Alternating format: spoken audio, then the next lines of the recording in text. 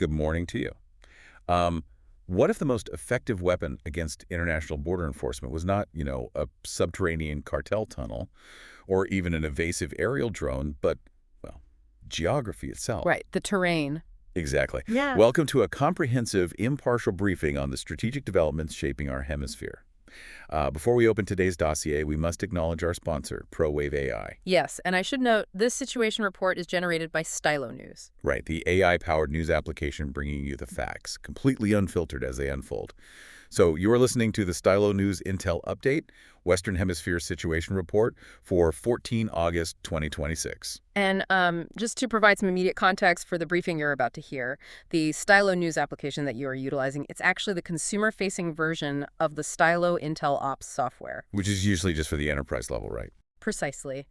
That underlying architecture is designed specifically for enterprise operations. I mean, it's utilized daily by government agencies, military command centers, global business enterprises, all to cut through the noise of global events. So the everyday user is getting some serious tech here. Exactly. What this means for you is that you are gaining unique, unvarnished access to the very same analytical tool designed to support global decision makers, as they navigate these incredibly complex geopolitical environments. Well, our mission for this deep dive is clear, and it is completely objective. We are going to analyze the strategic landscape, active conflict zones, and emerging flashpoints across the Western Hemisphere over the past 2 weeks. Right, a full hemispheric span. Exactly. We'll proceed methodically, starting at the United States and Mexico border before tracking the operational corridors southward through Central and South America.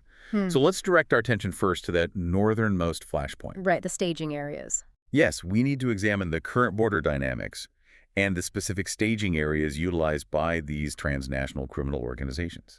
Well, looking at the recent field data, it identifies 3 primary irregular migrant crossing points and smuggling corridors that are currently exhibiting the most significant activity. Okay, what are we looking at? First, there's the Big Bend sector in West Texas. Second, the El Paso and Ciudad Juarez corridor. Right, the urban centers. Exactly. And third, the San Ysidro and Tijuana corridor in California. And there, our sources continue to flag substantial risks regarding sophisticated subterranean tunnel networks. Tunnels used for both, right? Yes, utilized simultaneously for narcotics and human smuggling. Now, I want to look closely at the situation in the Big Bend sector because the reporting details this specifically as a primary staging area for human trafficking operations. The terrain there is, well, it's a massive factor. It is a formidable variable. I mean, we are looking at hundreds of miles of unforgiving desert terrain with, fewer than 6 paved access roads. Right. It's incredibly isolated. And the United States Customs and Border Protection, they monitor this vast expanse utilizing an impressive array of advanced technology, right? Cameras, drone platforms, surveillance blimps. Yes, high-altitude overwatch. Yet the data notes that cartels specifically target Big Bend. It just strikes me that we often focus so much on the technology, the sensors, the aerial overwatch.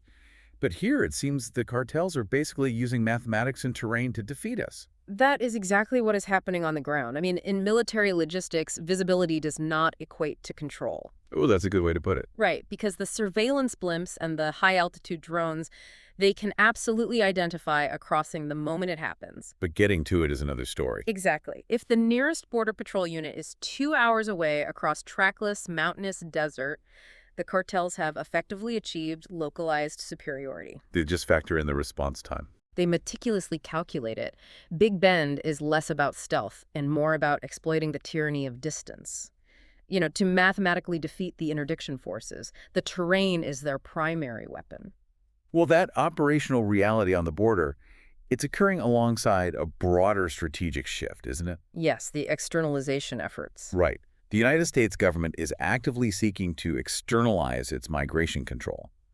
Washington is applying diplomatic pressure, offering incentives to Latin American nations to manage migration flows far south of the U.S. border. Yes, but asserting that control requires stability within those partner nations. Which is in short supply. Indeed. It's currently being severely tested. For instance, in Mexico, the United States recently suspended its government operations in the state of Michoacan. Due to the cartel violence. Exactly, escalating cartel tensions. This illustrates the intense friction between sovereign governance and international security measures. Right, because the state authorities are trying to impose order.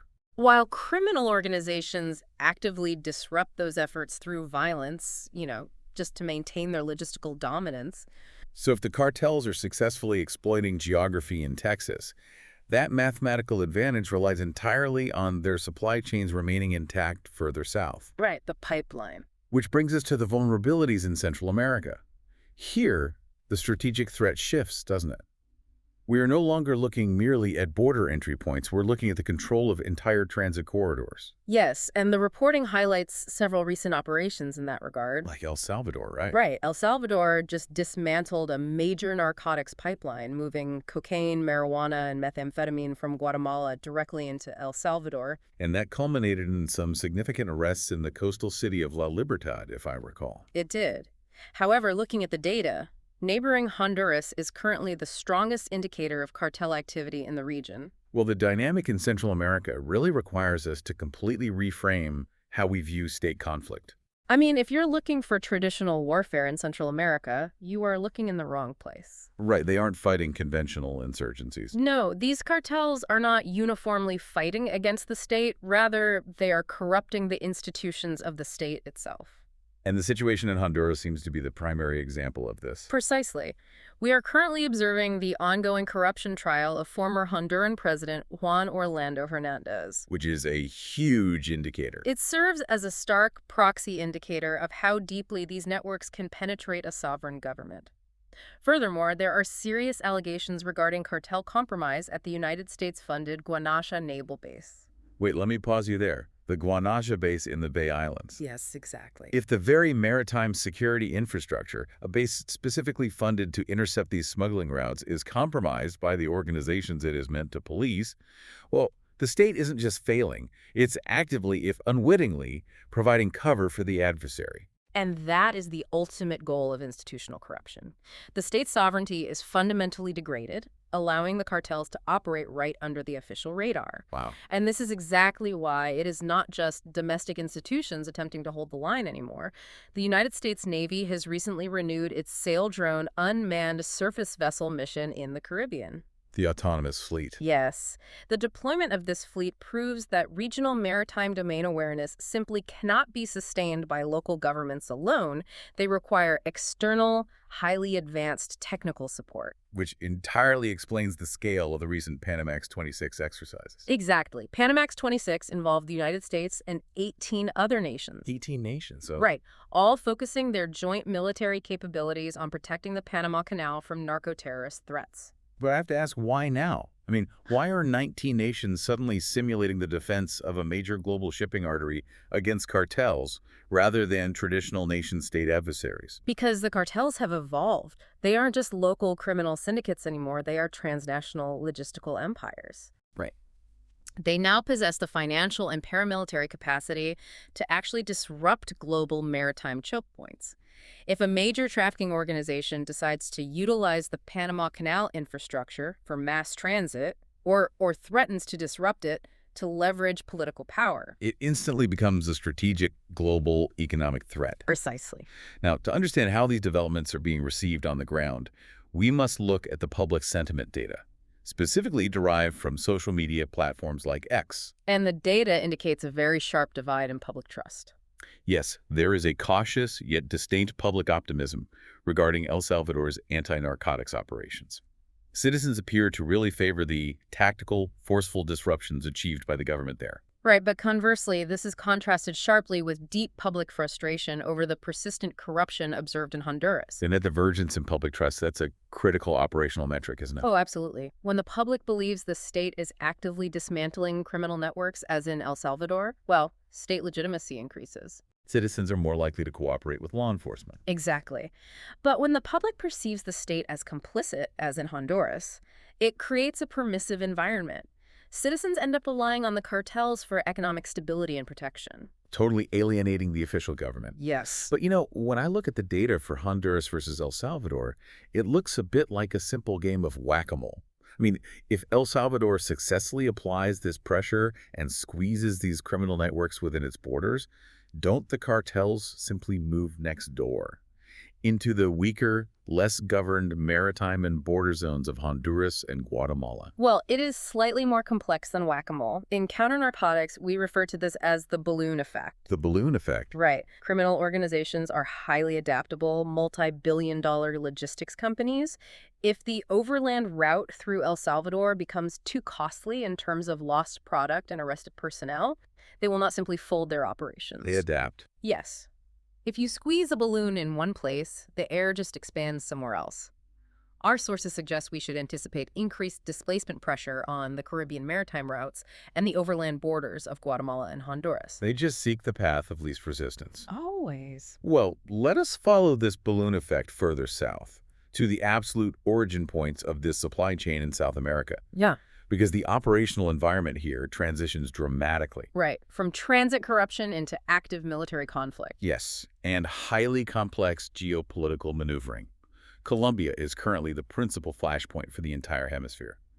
President Abelardo de la Espriella has formally authorized joint military operations with the United States to target these narco-insurgent networks. And the reaction from the armed groups, it was immediate. Immediate and violently asymmetric. Exactly. In direct retaliation to President de la Espriella's authorization, armed groups, notably the ELN, launched explosive drone attacks on a police station in the Caesar department. As well as bombings near the city of Cali, right? Yes, and along the Pan American Highway. Let us define the ELN for a moment, because for our listeners, this is not just a standard street gang, correct? No, absolutely not. The ELN, or the National Liberation Army, is one of Colombia's last remaining recognized insurgent groups. They began decades ago with Marxist ideological roots, didn't they? They did, but they have largely evolved into a sophisticated narco-insurgency today.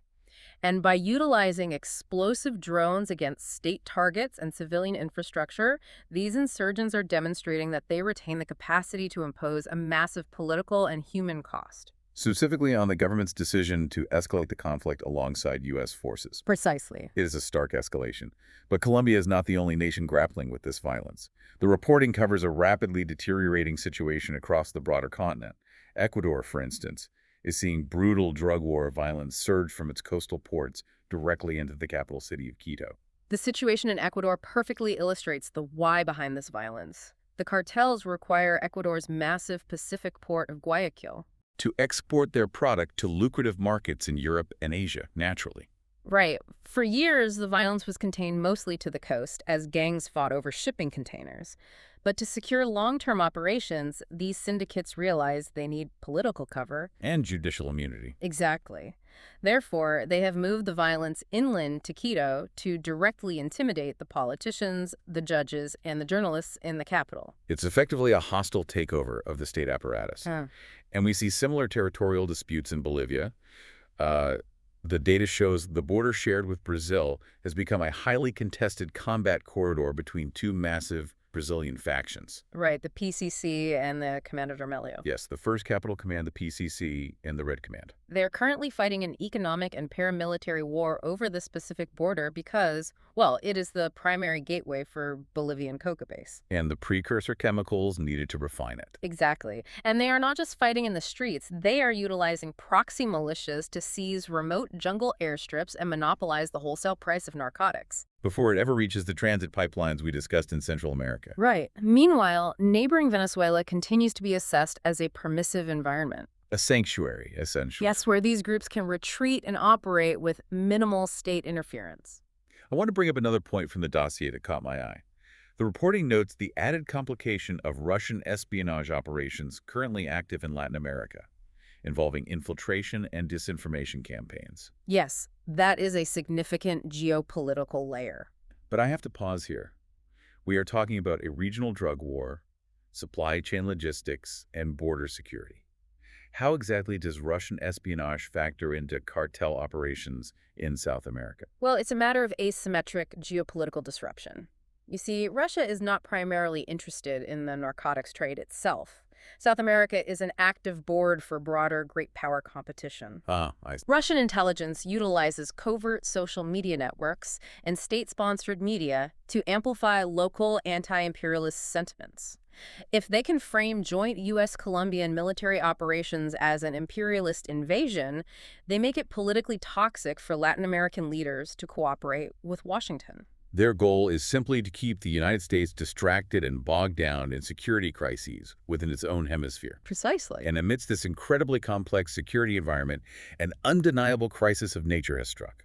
A severe earthquake recently devastated the Choco department in Colombia. Yes, a terrible tragedy. Mayor Eder of Cali has stated that his absolute focus is on critical rescue operations, noting the rapidly closing window to find survivors under the rubble.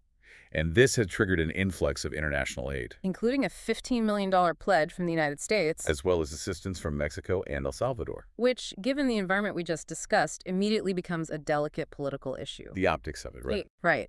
The Colombian government must balance the vital necessity of accepting international humanitarian aid with the domestic political optics of sovereignty.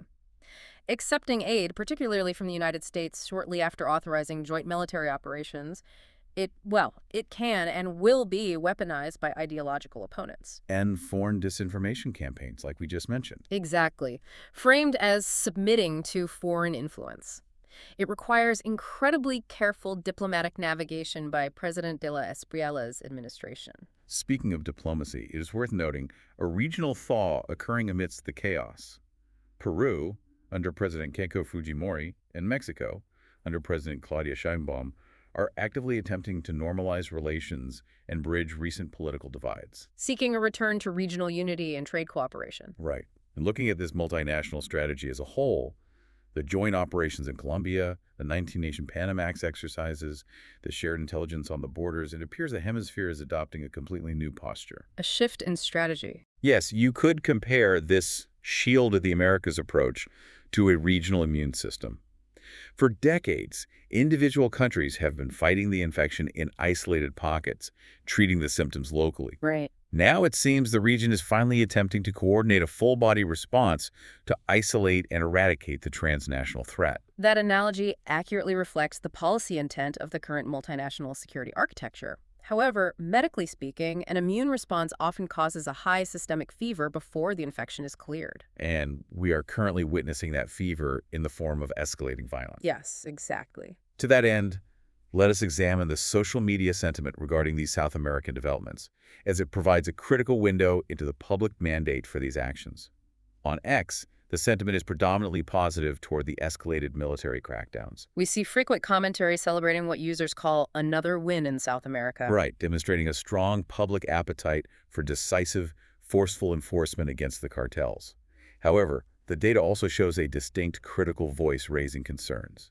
Yes, while the majority expresses support for the crackdowns, there is apprehension regarding the historical precedent of U.S. military intervention in Latin America. Users are expressing deep reservations about collateral damage to civilian populations during these joint operations. As well as the long-term risks to civil rights and state sovereignty that, frankly, inevitably accompany the prolonged militarization of domestic security. Synthesizing this intelligence from the geographical exploitation at the U.S. border through the Central American Transit Pipeline down to the origin conflict zones of South America, we want to provide you with a clear, objective forecast. The outlook. Based on the data, what are the most likely events that decision makers are currently preparing for in the days ahead? Based on the intelligence estimate, we forecast three primary developments. First, expect a short-term, potentially severe violent escalation in Colombia. As the joint U.S.-Colombian military operations commence. Right. The cartels and insurgent groups will violently adapt and retaliate to protect their infrastructure. And the second point. Second, watch for immediate route displacement along the U.S. Mexico border. With the ongoing disruptions, we anticipate a shift in smuggling traffic, particularly exploiting the remote vulnerabilities of the Big Bend sector in Texas. A balloon effect again. Exactly. Finally, monitor the political theater surrounding the earthquake in Colombia. Watch closely how Latin American leaders navigate the tension between accepting vital, life-saving humanitarian aid and maintaining their domestic political standing. The situation remains highly fluid, and the stakes for regional stability are immense. Indeed. And as we conclude this brief, I will leave you with a final objective question to consider as these events unfold.